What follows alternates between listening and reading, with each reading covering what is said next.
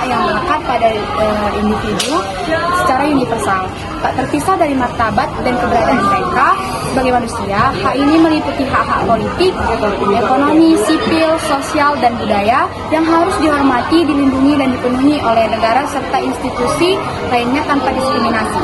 Hak asasi manusia meliputi hak-hak seperti hak atas kebebasan berpendapat, kebebasan beragama, hak atas kehidupan, hak atas pendidikan, hak atas kesehatan, dan hak atas perlindungan hukum. Melalui pengakuan dan perlindungan hak asasi manusia, diharapkan tercipta masyarakat yang adil, sejahtera, dan berbudaya.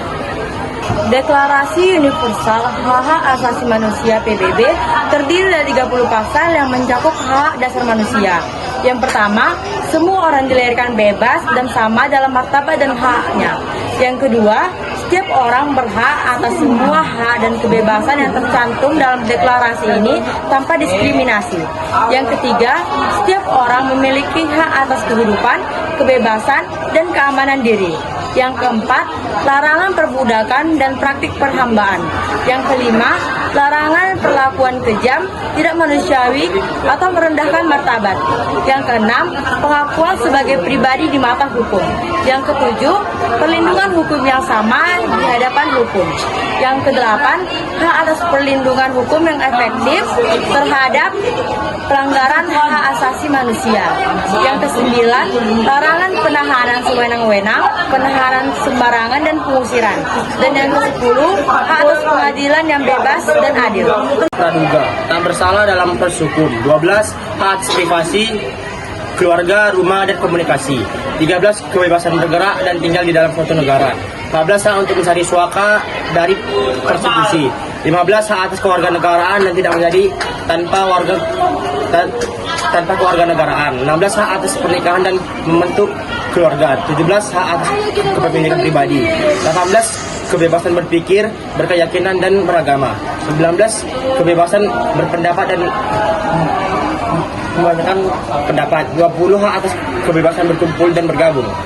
Yang ke-21, hak atas partisipasi dalam pemerintahan negara. Yang ke-22, hak atas kebebasan berorganisasi dan berserikat. Yang ke-23, hak atas pekerjaan yang adil dan kondisi kerja yang layak. Yang ke-24 itu hak atas istirahat dan rekreasi.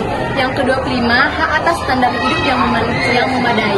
Yang ke-26, hak atas pendidikan yang memadai dan kesempatan berpendidikan. Yang ke-27, hak atas partisipasi dalam kehidupan budaya, seni, dan ilmu pengetahuan. Yang ke-28 itu hak atas tatanan sosial dan internasional yang adil.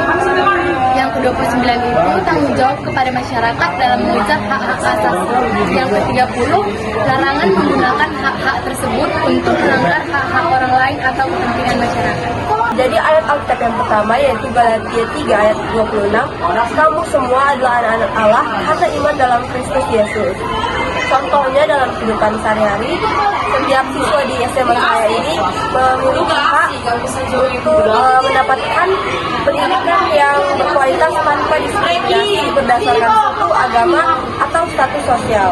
Ayat Alkitab yang kedua, Mazmur 82 ayat 3, janganlah kamu menindas orang miskin yang lemah di negerimu. Contoh dalam kehidupan sehari-hari, itu sebagai siswa kita harus menghormati dan mendukung teman-teman yang mungkin kurang mampu secara finansial, sehingga mereka juga dapat merasakan pengalaman pendidikan yang sama dengan yang lainnya. Kemudian ayat Alkitab yang ketiga, Amsal 14 ayat 31, barang siapa menganiaya orang miskin mengejek penciptanya, tetapi barang siapa mengasihani orang miskin, ia memuliakan Allah. Contoh dalam kehidupan sehari-hari, kita menolong teman sekelas kita yang kesulitan dalam pelajaran atau mengalami kesulitan pribadi, itu adalah cara kita mempraktikkan kasih dan empati yang merupakan nilai-nilai yang diajarkan dalam Alkitab. Ayat Alkitab yang keempat, kasihilah sesamamu manusia seperti dirimu sendiri, Matius 22 ayat 39. Contoh dalam kehidupan sehari-hari yaitu menghormati pendapat dan keberagaman di antara teman-teman sekolah adalah bentuk kasih kepada sesama yang juga merupakan prinsip yang ditekankan dalam ajaran Alkitab.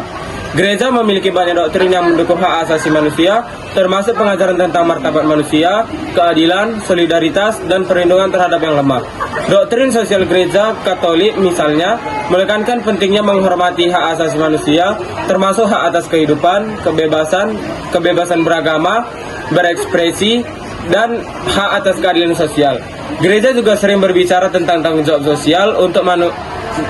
sosial umat manusia untuk menghormati, melindungi, dan memajukan hak asasi manusia.